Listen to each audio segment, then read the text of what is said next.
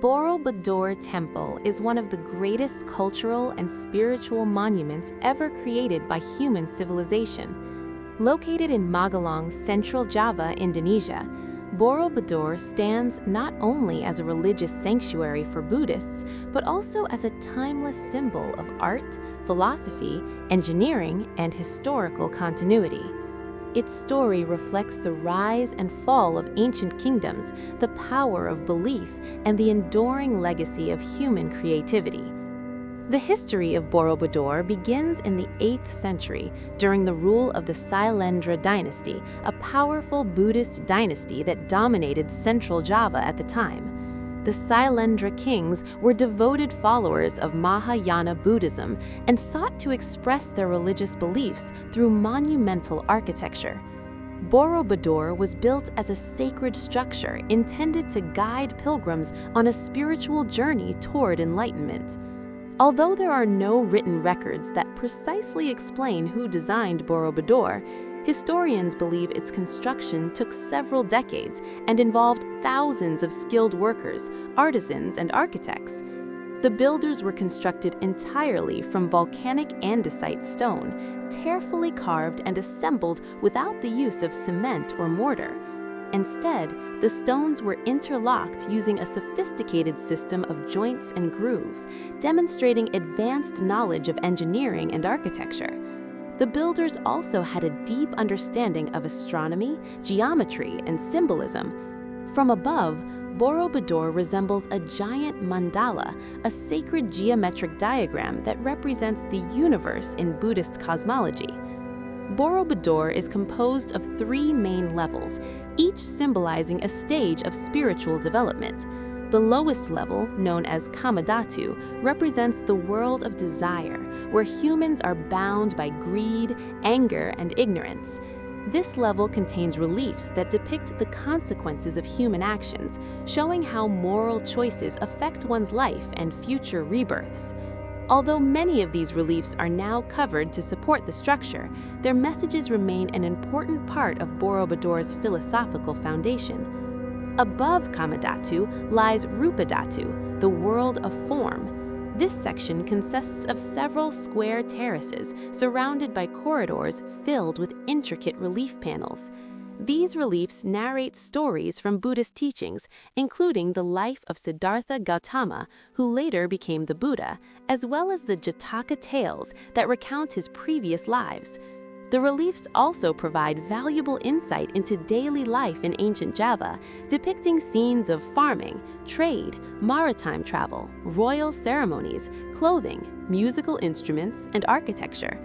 Through these carvings, Borobudur serves as a historical record of a highly developed and organized society. The highest level of Borobudur is Arupadhatu, the world without form. Here, the structure changes dramatically.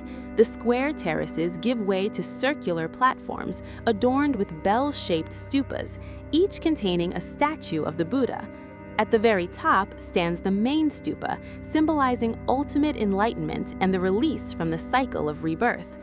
Unlike the lower levels, this upper section contains no reliefs, reflecting the Buddhist concept that ultimate truth cannot be expressed through images or words. During its peak, Borobudur functioned as a major religious center. Pilgrims would walk clockwise around each level, ascending gradually while contemplating the teachings illustrated in the reliefs. This physical journey mirrored the spiritual path toward wisdom and enlightenment. Borobudur was not merely a temple to be admired, it was an interactive spiritual guide designed to transform the mind and soul of those who visited it. However, Borobudur's period of active use did not last forever. By the 10th century, the political and cultural center of Java began to shift eastward. Several factors may have contributed to Borobudur's abandonment, including volcanic eruptions, earthquakes, changes in trade routes, and the rise of other religions. Over time, the temple was gradually buried under layers of volcanic ash and soil, and dense jungle grew around it. For centuries, Borobudur remained hidden from the world, known only through local legends and folklore. Borobudur was rediscovered in the early 19th century during the British colonial administration of Java. Sir Thomas Stamford Raffles, who served as lieutenant governor, heard reports of a massive stone monument hidden in the jungle. Intrigued, he ordered an investigation, which led to the clearing of vegetation and the partial excavation of the site. This rediscovery marked the beginning of Borobudur's return to global awareness. Despite renewed interest, the temple remained in a fragile state. Looting, weathering, and structural instability threatened its survival. During the late 19th and early 20th centuries, various restoration efforts were carried out, but many were limited in scope and resources. It was not until the second half of the 20th century that a comprehensive restoration project was undertaken. The largest restoration effort took place between 1975 and 1982, led by the Indonesian government with support from UNESCO and the international community. Millions of stones were dismantled, cleaned, reinforced, and reassembled. Advanced drainage systems were installed to prevent water damage, and the temple's foundation was strengthened to ensure long-term stability.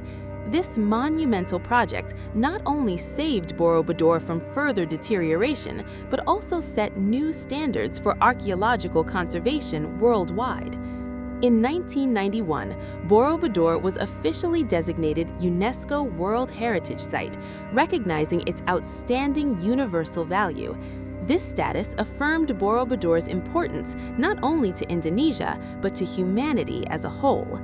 Today, Borobudur stands as the largest Buddhist temple in the world and one of the most visited cultural landmarks in Southeast Asia.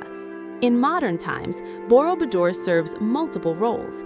It remains an active place of worship, especially during Vesak Day, when thousands of Buddhist monks and pilgrims gathered to commemorate the birth, enlightenment, and death of the Buddha. At the same time, it functions as a center for education, tourism, and intercultural dialogue. Visitors from around the world come to admire its beauty, study its reliefs, and reflect on its spiritual message. Borobudur's significance extends beyond religion and history. It represents the ability of human beings to create harmony between art, nature, and belief. The temple was built in alignment with surrounding mountains and rivers, integrating the natural landscape into its spiritual symbolism. This reflects an ancient worldview that emphasized balance between humanity and the environment, an idea that remains deeply relevant today. The story of Borobudur is ultimately a story of resilience. From its creation during a golden age, through centuries of neglect and obscurity, to its rediscovery and restoration, Borobudur has endured the passage of time. Each stone carries the memory of those who built it, those who worshipped there, and those who worked tirelessly to preserve it for future generations. As the sun rises over Borobudur and light touches its ancient stones, the temple continues to inspire awe and reflection. It stands as a reminder that great civilizations are not defined by power and wealth, but wisdom, compassion, and the pursuit of enlightenment. Borobudur is more than a monument of the past. It is a living legacy that continues to speak to the human spirit across centuries and cultures.